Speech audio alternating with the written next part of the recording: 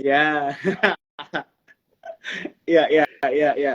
Tapi nama Bro Bernard ini bukan sesuatu yang baru gue dengar juga. Gue udah dengar sering Bro Bernard begitu ya. Nah, kita kan sama-sama strong together lah ya, sama-sama support sekuritas.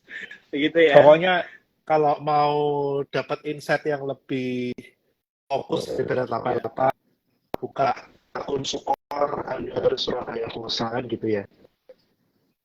Iya, betul, betul. Iya.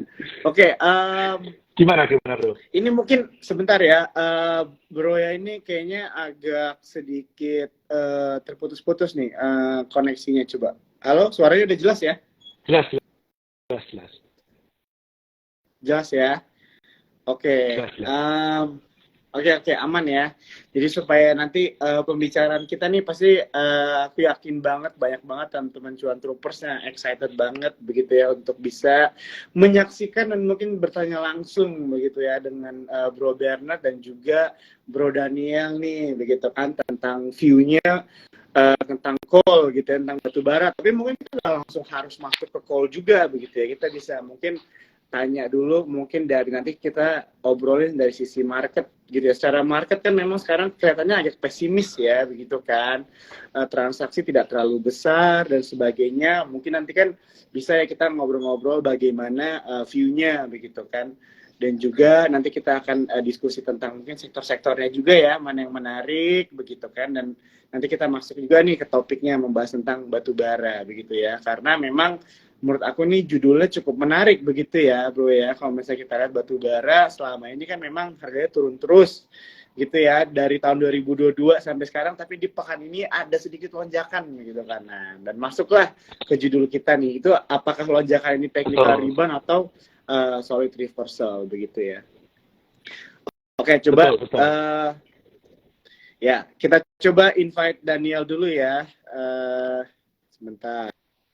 Kita lihat dulu teman-teman. Iya. Ini kalau misalnya teman-teman pasti di sini udah kenal sama Daniel Wiguna ya. Tidak perlu lagi diperkenalkan, pasti sudah sering terlihat nih karena Bro Daniel juga sering banget muncul nih di acara TikToks nih ya. Oke. Halo Bro Daniel. Halo, halo malam. Halo, Ini malam. sorry. Oke, sorry. Nah, Tadi settingan kameranya kebalik. Sorry banget. soalnya Halo, malam soalnya Bro Bernard, ya. mantap. Happy banget nih bisa IG Live bareng Bro Bernard, bareng Joe Iya, juga. Kita iya. bahasnya ini agak berat nih kayaknya ya malam ini ya, solid reversal atau gimana nih sebenarnya? Enggak lah, Ya, enggak. kita Kita ini ya harus ini update ya. mungkin Kita harus nggak berat update kalau sama misalnya yang makalah ya. bawainnya Iya. ya nggak berat kalau yang bawainnya Bro Daniel sama Bro Bernard bareng lah kan. Jadi makanya tujuannya jangan jadi kabur nih teman-teman cuan troopersnya kan. Karena mereka pengen banget nih mendengar insight-insight nih dari Daniel begitu kan sebagai pelaku pasar modal dan juga seorang yang aktif begitu ya bekerja di pasar modal dan juga dengan Bro Bernard begitu ya sebagai independent portfolio manager juga begitu kan. Oke, mungkin kita langsung aja kali ya masuk ke topik dari pembicaraan kita di malam hari ini. Tapi sebelum aku mulai mungkin mau nanya dulu, ini koneksinya aman ya? Supaya nanti nggak terganggu nih ya. Jelas ya suaraku ya? Iya. Suaranya jelas. Oke, kalau mukanya burem-burem dikit emang udah begitu sih, nggak apa-apa lah ya. Tapi yang penting suaranya aja sih. Oke. Ya, jadi mungkin pertanyaan pertama aku mau lempar dulu ke Bernard dulu kali ya. Jadi kalau misalnya kita melihat secara helikopter view aja dulu bro ya. Jadi kita nggak usah langsung masuk ke membahas tentang batu bara. Melihat kondisi market aja dulu sekarang yang masih sering terkoreksi gitu ya. Walaupun hari ini memang dia hijau, tapi sejak awal tahun kan memang masih dibilang terkoreksi begitu ya, dan juga masih transaksi sepi begitu kan. Kira-kira apa nih tanggapannya Bernard melihat keadaan pasar modal kita sekarang ini? Mungkin bisa di-share sama teman-teman cuan troopers. Oke, jadi gini, aku itu sebetulnya memang paling sektoral yang paling aku kuasain itu memang sektor mining, terutama coal gitu kan. Mungkin kalau follower saya itu sangat paham ketika tahun 2021 itu semua orang bingung dengan saham tech. Mungkin saya satu-satunya orang yang nge-call coal waktu itu. Walaupun semua bilang, wah ini non ESG, tidak ada flow atau apapun, ya tapi so far saya di pasar modal dari 2007 sampai saat ini, saat beli coal itu adalah pada saat coal di harga terendah. Dan itu terjadi kurang lebih di tahun 2021 gitu kan. Nah, the rest is history ya.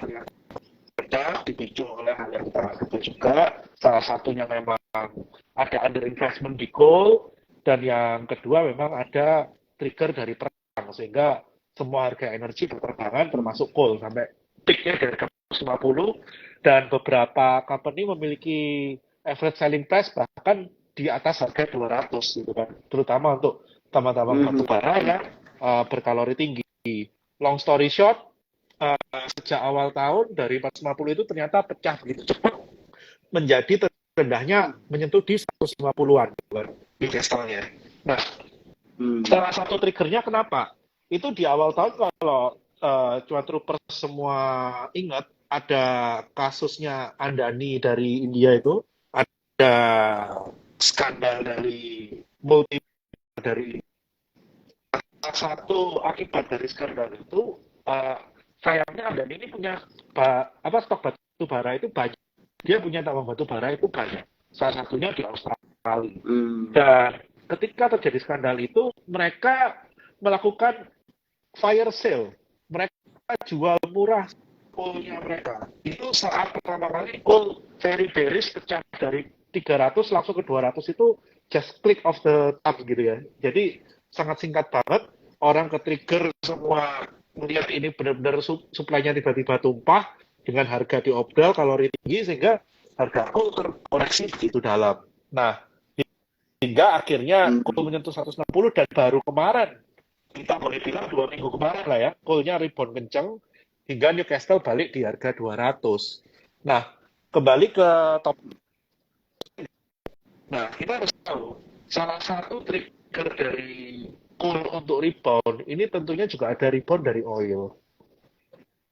Dan kita memang tahu bahwa under investment itu dari investment di coal, di mana kalau coal ini kita nggak ada investasi, saat itu juga dikucurin, mungkin 3-6 bulan kemudian tambang-tambang ini bisa mulai nambang gitu kan.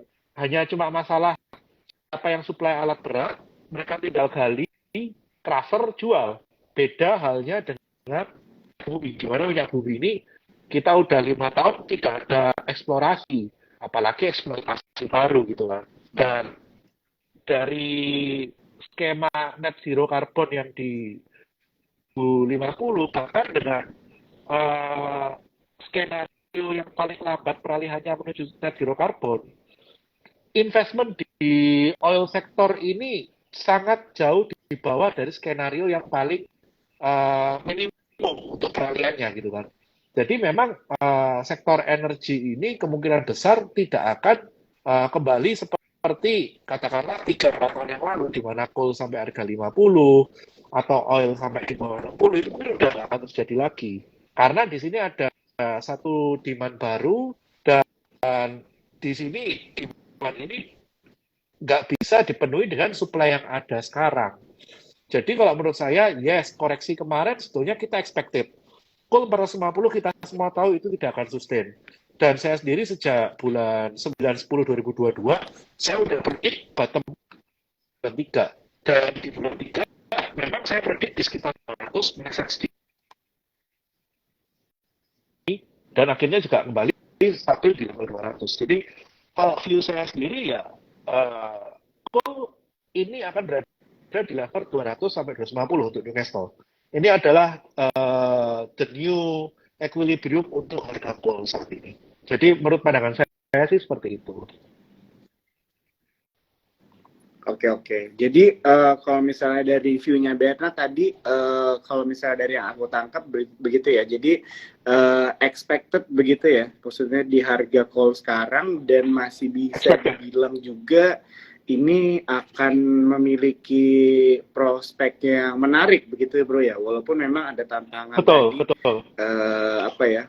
Betul ya. Walaupun tadi ada mungkin pergantian penggunaan dari batu bara yang berkurang karena zero carbon dan sebagainya, tapi dengan ekspektasi tadi ada dari range-nya bisa ke harga 200 sampai 250 begitu ya. Betul. Jadi di sini yang harus kita atur itu apa? Sebetulnya ekspektasi kita terhadap valuasi perusahaan coal.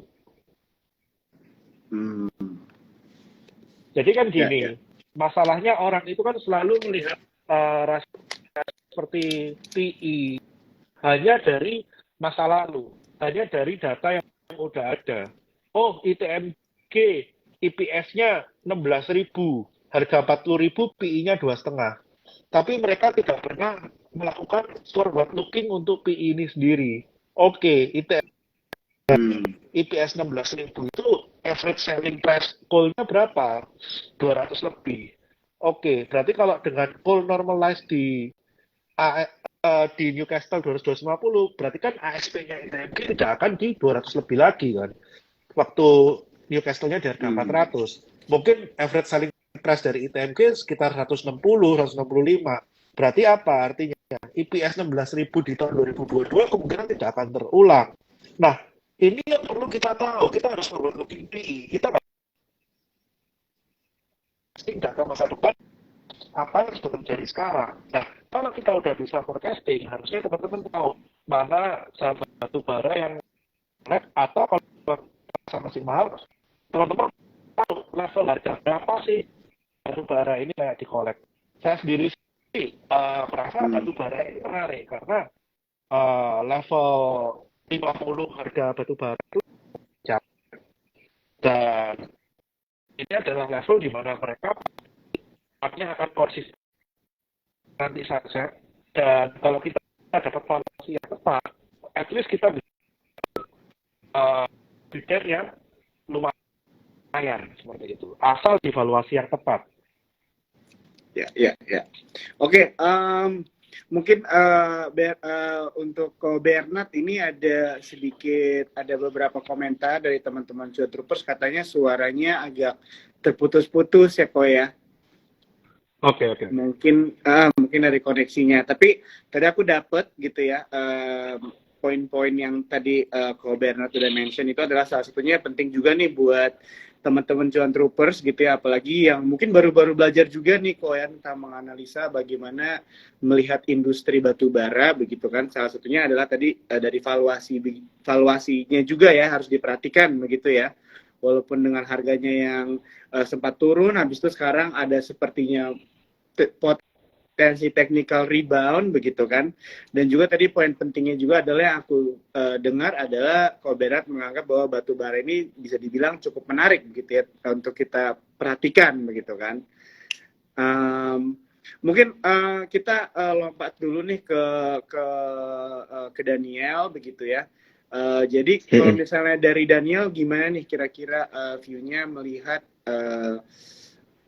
batu bara sekarang begitu kan, dengan harga yang di tahun 2022 itu sempat dia turun dalam begitu ya. Kan kemarin sempat katanya itu bahasanya pesta batu bara begitu ya, waktu ada benar-benar krisis pasokan energi begitu ya karena ada perang dan sebagainya, tapi semenjak tahun lalu kan sempat turun nih harganya dan sekarang ada sedikit rebound. Nah, mungkin tanggapannya Daniel gimana nih melihat hal ini? Oke. Ini sebelum kita bahas harga batu bara, gue pengen mengucapkan selamat dulu nih buat Bro Bernard nih di Surabaya. Karena kita sama-sama udah kemarin saya sempat ketemu bareng Bro Bernard di Surabaya di acara opening cabang di Surabaya gitu ya. Jadi nggak cuman harga batu bara yang meroket, ini moga-moga nanti juga Surabaya ini bisa jadi sukses ke depannya gara-gara ada Bro Bernard di sana yang membantu. Amin. Nah, tapi kalau misalnya kita lihat dari sisi harga batu bara, view-nya gue sih, Jo, ini sama banget sama Bro Bernard, di mana memang ada potensi kenaikan ini mungkin akan bertahan gitu. Karena kan kita tahu bahwa batu bara itu bergantung pada supply dan demand. Nah, gara-gara bergantung sama supply dan demand, kita lihat adanya penurunan kan kemarin untuk harga batu bara acuan gitu. Kalau kita lihat yang kemarin sampai gila-gilaan, ini saya lagi buka data juga di 400-an lah ya, 397 something sampai 400-an, sekarang tiba-tiba ada di 200, kemarin 203, sekarang 193 gitu ya. Kalau kita lihat ini pergerakannya yang kontrak April. Nah, ini nih kan karena ada udah ada reopening ekonomi, terus ditambah lagi dengan katanya ban batu baranya Cina ke ini apa Australia itu dibuka gitu. Nah, tapi kan selain dua negara itu ada India gitu kan, ada India yang punya demand gede juga nih ke depannya gitu ya. Kalau kita lihat narasinya di publik ini tuh banyak banget nyebutin bahwa ternyata pergerakan harga batu bara ini juga mau nggak mau harus bergantung sama India, demandnya dia sama batu bara ini gimana ke depannya, karena ternyata belakangan mereka ada kenaikan permintaan gitu ya. Kalau kita lihat dari data supply dan demandnya ini, untuk India sendiri di sini ditulis katanya ada ada kenaikan dari April 2022 sampai Februari 2023 katanya. Jumlahnya melonjak ke kurang lebih 32% dibandingkan periode yang sama tahun sebelumnya. Berarti secara year on year gitu. Nah, dari 112 juta ton ke 148. Nah, padahal kita tahu India itu memang dia juga selain memproduksi, dia juga ternyata konsumen yang banyak gitu ya untuk mengkonsumsi batu bara. Dan ternyata setelah reopening ekonomi ini, dia mengkonsumsi jauh lebih banyak lagi. Nah, ternyata gara-gara konsumsinya dia naik, ini nih membuat harga batu bara juga ketahan. Akhirnya nggak sampai turun di bawah 170. Nah, kenapa di harga 170? Karena kemarin kita dari Sukor Sekuritas ini memproyeksikan bahwa bukan cadangan devisa ya, current account kita itu bisa kita kan ini kondisinya anomaly current account surplus gitu ya. Nah, ini tuh kan salah satunya adalah karena harga CPO, batu bara dan besi baja gitu. Nah, yang paling tinggi memang tetap ada di batu bara. Jadi kita dapat kayak windfall. Nah, dan Sukor Sekuritas sendiri itu memproyeksikan kalau misalnya harganya masih bisa ketahan di atas 170 gitu, kita punya current account itu masih bisa tetap surplus. Nah, dan ternyata gara-gara permintaannya India ini yang mendadak melonjak gitu ya, ini tuh kita punya current account itu ternyata masih bisa ketahan lah gitu ya di atas, masih bisa surplus karena harganya ketahan di atas 170. Dan dari beberapa informasi yang gue dapetin di sini, katanya India juga masih akan mengimpor lebih banyak batu bara karena mereka itu punya pembangkit listrik gitu ya. Mereka harus memproduksi listrik dari tenaganya itu adalah batu bara gitu, yang katanya mencapai 1.162,9 miliar kilowatt. Atau naik sekitar 11,2%. Nah, jadi maksudnya itu adalah kalau ditranslasikan ke supply dan demand, ini mungkin jadi satu momentum yang baik bagi harga batu bara plus beberapa emiten. Jadi kalau misalnya ditanya apakah ini solid reversal atau hanya technical rebound, kayaknya gue ragu kalau bilang ini technical rebound. Kayaknya gue lebih setuju ke Bro Bernard. Ini kayaknya bisa jadi reversal dan dia bertahan gitu ya. Tadi kan sempat dibilang ya sama Bro Bernard nih 200 sampai 250. Kayaknya itu sih gue setuju sama yang dibilang sama Bro Bernard ini.